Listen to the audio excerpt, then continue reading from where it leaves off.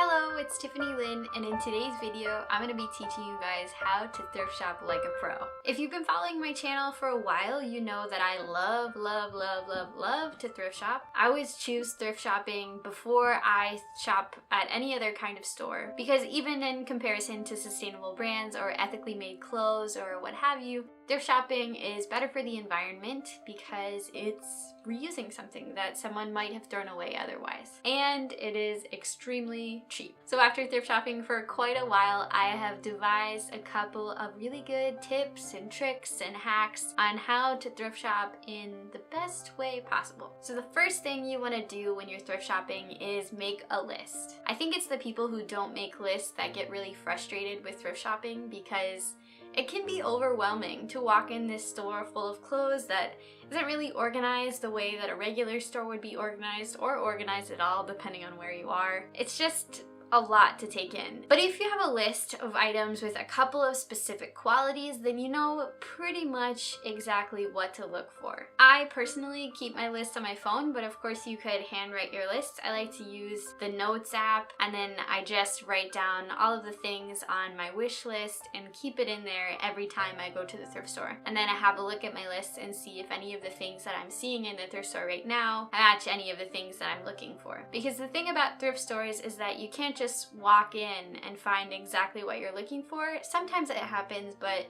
sometimes it doesn't happen. So thrift shopping can be a little bit more challenging in that way. But it's totally worth it, and it's going to be a lot easier if you start with this first step and make a list, and then continue on to the next step and know your thrift stores. As you take your list, look at the things that you have written down and think about what thrift stores would be the best stores to go to find those items.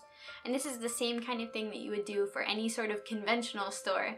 You wouldn't go to Home Depot looking for a miniskirt, and you wouldn't go to Forever 21 looking for a digital camera. So think about the stores that you have in your area, take some time to explore them before you go shopping, and then also take a look at how they organize their store, because that can be easier for you as you're shopping depending on what you're looking for. For example, there are like 5 main thrift type of stores in my area. So each of these stores to me has their own like sort of niche and benefit. I know that if I'm looking for a lot of stuff, I'm gonna go to Unique because it's huge and it has a really great selection, but it's not organized very well, so it's gonna be harder for me to find the items that I'm looking for. Goodwill and Salvation Army for me kind of blend together because they have really similar stuff and they're organized in a very similar way, but I like going to both of them when I'm looking for something that's a particular color, because I love the way they organize their store. I mostly wear gray and black, sometimes white and like blues, those kinds of colors. And so when I walk into a Salvation Army, I can go directly to the black section, or when I walk into a Goodwill, I just go straight to the white section. And then I look through there and try to find my size and try to find the style that I like based on the stuff that they have available. When I'm going to a bigger store like Unique, I try to do the same thing if I'm looking for an item that's a specific color, but it's not as easy because they're not automatically organized by color.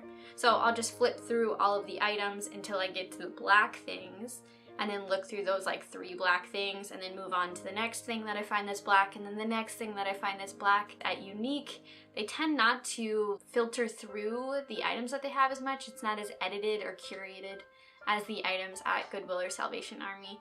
So you really do have to search through and like go through all the dud pieces until you find nicer pieces. So generally, if I have less time, I'll go to a Goodwill or a Salvation Army. But if I'm really trying to find some great basic pieces, I'll take the extra time and go to a larger store that has a wider selection. And then the last store that's available to me is this place called UPTOWN Cheapskate. And I rarely go there unless I'm looking for something that's like really nice or fancy, because they have really high prices, but they have high prices because the items that they have are higher quality. The cool thing about that store is that you can always depend on their items of being of that high quality. If you go to a place like Unique, you might find 1 or 2 items that are brand new from a fancier brand. But if you go to UPTOWN Cheapskate, every single time you walk in, you'll find stuff that's newer or brand new, no stains, no tears, nothing, and from higher quality brands. And when I say high quality brands, I'm talking like Forever 21 or whatever, you know, like name brand things that people would recognize. So it's another reason I don't necessarily go to that store, because I don't necessarily care about those types of brands. But it is good if you're doing something formal, like I bought my graduation dress specifically from there. And if you're looking for a very specific item for a specific occasion, let's say, then go to multiple thrift stores in the same way that you would probably go to multiple conventional stores. So when I was looking for that dress for my graduation, first I went to Unique, and then I went to Goodwill, and then I went to Salvation Army, and I even went to a couple of conventional stores, and I just like didn't really find anything that really spoke to me that I really liked. And then I went to Uptown Cheapskate, and there it was. 1 second, found it, walked right out, was done. I have since decluttered that dress because during graduation I found out that it's very, very difficult to wear with a bra and without a bra. It's just not a good dress. I know now why that person donated it. I donated it again. Thank you. The next thing you want to do is more or less keep an open mind. So like most things in life, good thrift shopping involves balance. You want to make sure that you don't have too specific an idea in mind, that you're not open to something else that sort of you would still like but is not exactly what you want. So let's say you're looking for really nice cut-off jean shorts and you just like cannot find them anywhere, but you do find a pair of long pants that fit you well and are the exact color jeans that you want, and you don't think it's going to be too difficult to turn them into cut-offs, then just do that. Another good thing to do is to look in a section that you might not normally look for that item if you can't find it. So I especially like to look in the little boy section. I know a friend who found a really beautiful wrap skirt in the sheet section, where like the bedding is and stuff. And I also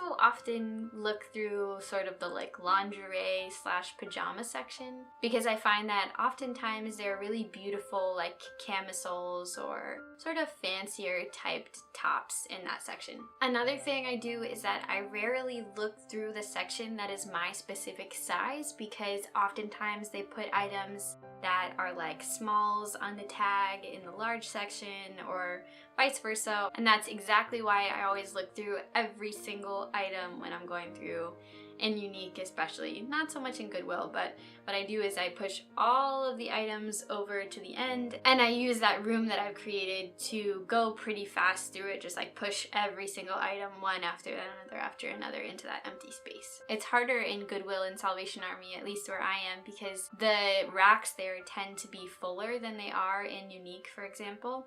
So it's actually one of the reasons that I prefer Unique. That being said, returning things at the thrift store is so hard. Most of the time you can't get your money back, and it's, you know, it's fine, because usually thrift stores, the money goes to charity. But if you buy something and you think, well, I'm just gonna, you know, try it on, take it home for a week, and then return it if I don't like it, well, sometimes you can't return it at all, and then if you can return it, you can only exchange it for store credit, and then use that store credit the same day. It just gets really complicated. So if you can, try not to return things that you buy from the thrift store, which means that you should always try things on when you're at the thrift store, because things just don't always fit the way that you think they're going to. Sometimes things will look really, really great on the hanger and be hideous on your body, and the opposite. So one of my favorite like strategies for thrift store shopping is to just grab everything that I like, all the things that fit into my color scheme that I think would look good on my body, even some things that I might not like necessarily, but sort of still fit into what I'm generally looking for, and then take it all to the changing room, try all the stuff on, and then piece by piece go through and decide if I really like it, if it's the perfect item, or if it's an item that's like almost perfect and there's a little thing that I can change to make it exactly what I want. That being said, you are gonna want to carve out some time for your thrift store experiences, because it really can take a while to find the things that you want. Sometimes you'll find that you'll walk into the thrift store and somebody will have left an item on the very end of the rack and it was exactly what you're looking for.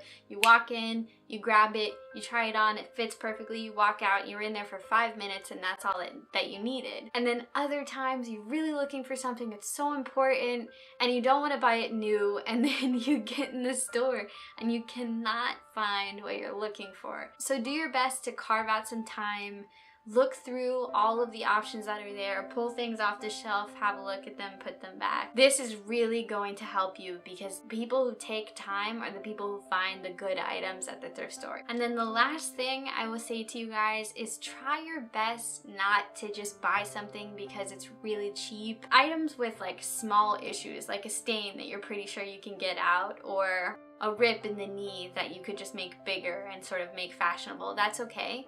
But the other day I was at the thrift store and I was looking for a professional dress. And I found one that was anti-wear loft. It still had the tags on it. Originally it was like over $100. And it was like the perfect style, the perfect color. Everything was perfect about it.